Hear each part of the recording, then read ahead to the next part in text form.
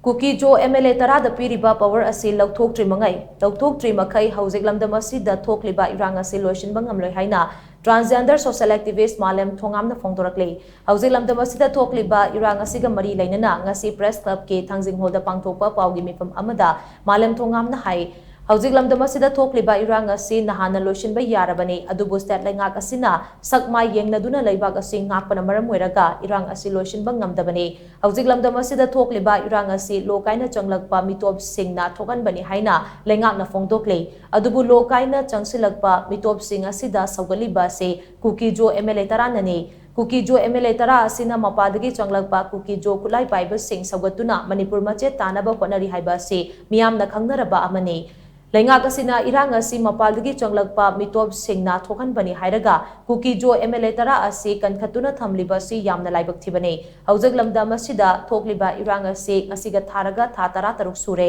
tha tara taruk suraba Irang Asi makha samthaloi hairagadi Kuki-Zo MLA tara da piriba power asi lauthokpa mathau tai makoida piriba power asi Louthoktrimakhei houjik lamdam asida thokliba Irang Asi Loisinba Ngamloi Maram asina Chief Minister Manipur State Assembly ki Speaker amadi BJP Manipur Pradesh ki President na Kuki-Zo MLA tara ta piriba power asi lauthoknaba honabiyu amaromda houjik lamdam asida thokliba Irang Asiga mari lainana Prime Minister Narendra Modi na Manipurda houjik fauba laktrabanina kumjali singani kuntaret ke Manipur Legislative Assembly ki mikhal ki campaign da so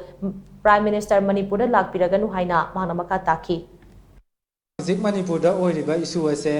loisinba honabada aikoi Kuki MLA tarada house to piriba power sing ase aikoi Louthokta taragadi asum paihanduna thamba taragadi aikoi Manipurda houjik oiriba thada to pharaba issue ase